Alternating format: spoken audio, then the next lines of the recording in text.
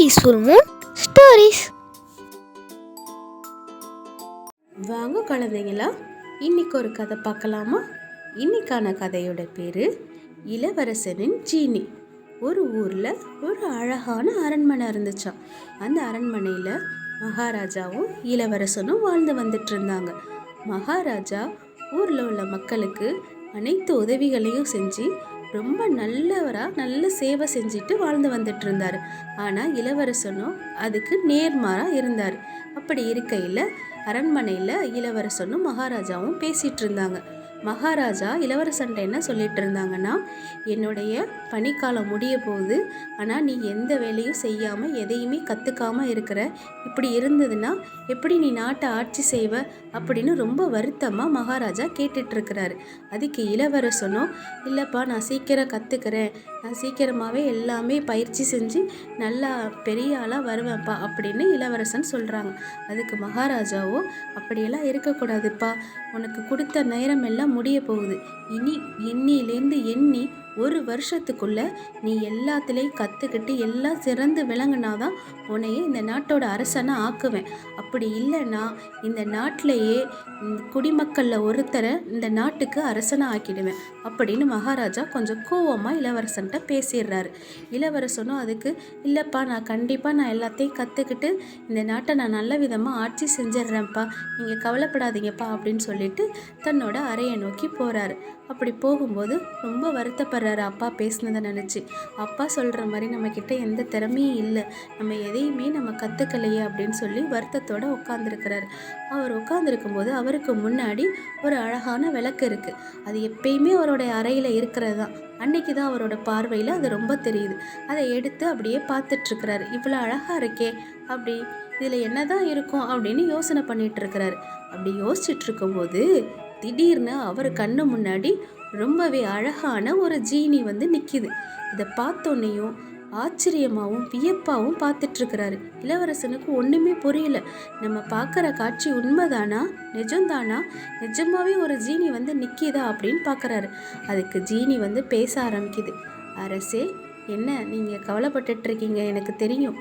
ஏன்னா நான் காலமாக இந்த அரண்மனையில் தான் வாழ்ந்துட்டுருக்கேன்.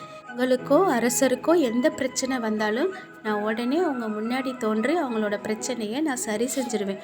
உங்களுக்கு என்ன பிரச்சனைன்னு சொல்லுங்கள், எதுவாக இருந்தாலும் நான் உடனே தீர்த்துறேன் அப்படின்னு அந்த ஜீனி அரசர்கிட்ட சொல்லிகிட்ருக்கு. இளவரசன் அதுக்கு சொல்கிறாங்க, ஆமாம் எனக்கு பெரிய பிரச்சனை தான். நான் இன்னும் ஒரு வருஷத்துக்குள்ளே நான் எல்லா வேலைகளையும் கற்றுக்கணும். எங்கள் அப்பா அப்படி என்கிட்ட சொல்லியிருக்காங்க. எனக்கு எல்லா வேலையும் செய்கிறதுக்கு உதவி செய்கிறியா அப்படின்னு இளவரசனும் ஜீனிக்கிட்ட கேட்டுட்ருக்கிறாரு. அதுக்கு ஜீனியோ, கண்டிப்பாக இளவரசே, உங்களுக்கு என்ன தேவையோ எல்லாத்தையும் நான் செஞ்சு கொடுப்பேன், அதுதான் என்னுடைய கடமை. வாங்க, நீங்கள் என்ன கேட்குறீங்களோ அனைத்தையும் நான் செய்கிறேன் அப்படின்னு சொல்லிட்டு அந்த ஜீனியோ அதுக்கு தெரிஞ்ச ஒரு வாளை எடுத்து கொடுத்து அந்த இளவரசர்கிட்ட, இதை வச்சு நீங்கள் என்ன செஞ்சாலும், நீங்கள் எப்படி பயிற்சி பண்ணாலும் உங்களுக்கு அது அழகாகவே முடியும் அப்படின்னு சொல்லி ஒரு வாளை எடுத்து இளவரசர்கிட்ட கொடுக்குது. இதை பார்த்தோன்னே வியந்து போகிறாரு இளவரசர். அப்படியா, எங்கே அதை கொடு பார்க்கலாம் அப்படின்னு சொல்லிட்டு அந்த வாளை வாங்கிட்டு, இதை செஞ்சால் இதை எடுத்து நான் பயிற்சி செய்யாமையே எனக்கு எல்லாமே நல்ல விதமாக வருமா, அப்படியா அப்படின்னு கேட்டுக்கிட்டு அந்த வாளை எடுத்துட்டு, நான் இப்போவே போய் எங்கள் அப்பா கிட்ட காட்டுறேன், காட்டிட்டு நான் எப்படி பயிற்சி செஞ்சேன்னு எங்கள் அப்பா பார்ப்பாங்க, நான் பயிற்சி செய்யாமையே இதை நல்ல விதமாக எங்கள் அப்பா கிட்ட வாள் வீசி காமிப்பேன் அப்படின்னு சொல்லிட்டு இளவரசர் அங்கேருந்து அதை எடுத்துகிட்டு போகிறார். மறுதடவை வந்து அதே மாதிரி ஒரு வில்லம்பு எடுத்து கொடுக்குது அந்த ஜீனி.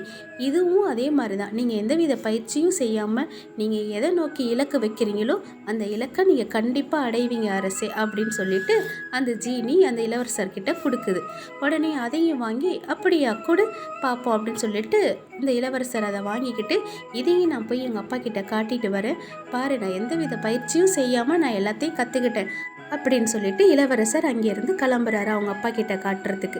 ஏன்னா இவர் எந்தவித பயிற்சியும் செய்யலை, ஆனால் அவங்க அப்பா வந்து ஒரு வருஷத்துக்குள்ளே அரசராகணுங்கிற கட்டளை போட்டிருக்கனால இப்படியே இதே மாதிரி செஞ்சிடலாம் அப்படின்னு நினச்சிட்டு இளவரசர் கிளம்புறாரு. அப்புறம் மறுநாள் வந்து எல்லாம் ஜீனிக்கிட்ட பேசிகிட்டு இருக்கிறாரு இளவரசர். நான் எல்லாத்தையுமே எங்கள் அப்பா கிட்ட எந்தவித பயிற்சியும் செய்யாமல் உன் உதவியால் நான் எல்லாத்தையும் கற்றுக்கிட்டேன் பாரு அப்படின்னு சொல்லிட்டு இருக்கும்போது அந்த நேரம் மகாராஜா இளவரசரை பார்க்க வந்திருப்பார். இவங்க 2 பேர் பேசிகிட்டு இருக்கிறத மகாராஜா கேட்டுருவார். என்னடா அது நம்ம பையன் எதையுமே கற்றுக்காமல் நம்ம முன்னாடி எல்லாத்தையும் ஏமாத்தியிருக்கானே, எல்லாமே கற்றுக்கிட்ட மாதிரி அப்படின்னு சொல்லிட்டு கோவமும் ஆயிடுறாரு. அப்போது அந்த நேரம் இளவரசர், சரி ஜீனி, எனக்கு கொஞ்சம் வெளியில் வேலை இருக்குது, நான் போயிட்டு வரேன் அப்படின்னு சொல்லிட்டு அங்கேருந்து கிளம்புறாரு.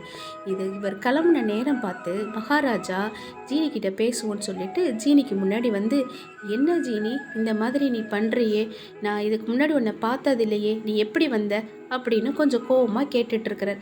நீ செய்கிறது சரிதானா?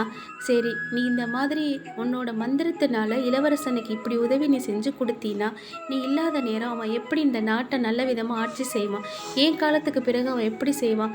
உனக்கு ஒரு மனசாட்சி வேணாமா அப்படின்னு கொஞ்சம் கோவமாக வருத்தமாகவும் பேசுகிறாரு மகாராஜா. இதை கேட்டோடனே தான் ஜீனிக்கு புரியுது, நம்ம எவ்வளோ பெரிய தப்பு செஞ்சுருக்கோம். நம்ம மந்திரத்தினால இளவரசருக்கு எந்தவித பயிற்சியும் கொடுக்காம இந்த மாதிரி ஒரு பெரிய தப்பு பண்ணிட்டோமேனு மகாராஜா கிட்ட ஜீனியும் வருத்தத்தை தெரிவிக்குது. ஐயோ, தவறு செஞ்சுட்டேன் மகாராஜா, என்னைய மன்னிச்சிருங்க. நான் இனிமேல் உங்கள் இளவரசனுக்கு நான் நல்ல விதமாக பயிற்சி கொடுக்குறேன். அவரோட உதவியிலேயே எல்லா பயிற்சியும் கற்றுக்கிறதுக்கு நான் உதவி செய்கிறேன் மகாராஜா அப்படின்னு சொல்லிட்டு ஜீனி அவர்கிட்ட பேசுது. நீங்கள் கவலைப்படாதீங்க, நீங்கள் போயிட்டு வாங்க, நீங்கள் எண்ணி ஒரு மாதத்துக்குள்ளே நான் இளவரசருக்கு எல்லா பயிற்சியும் கொடுத்துட்றேன் அப்படின்னு சொல்லுது அந்த ஜீனி. இதை கேட்டோடனே மகாராஜா கொஞ்சம் தைரியமாக போகிறாரு. சரி, நீ கற்றுக் கொடுப்பேன்னு நம்புகிறேன் அப்படின்னு சொல்லிட்டு அங்கேருந்து மகாராஜாவும் கிளம்புறாரு. எப்படியாவது இன்னைக்கு இளவரசர் வரட்டும் அப்படின்னு ஜீனி காத்துக்கிட்டு இருக்குது. இளவரசரும் அதே நேரத்தில் வராரு. வந்தோடனேயும் ஜீனி பேச ஆரம்பிக்குது. இளவரசே, நான் உங்கள்கிட்ட ஒன்று சொல்ல மறந்துட்டேன். என்னன்னா, அது எனக்கு நாளையிலேருந்து மந்திர சக்தி எல்லாம் போயிடும். உங்களோட ஆட்சி காலம் தொடங்குறதுக்கும் இன்னும் 1 மாதம் தானே இருக்குது. ஆனால் எனக்கு நாளையிலேருந்து எந்த மந்திர சக்தியும் இல்லாமல் போயிடுமே. நீங்கள் என்ன பண்ணுவீங்க?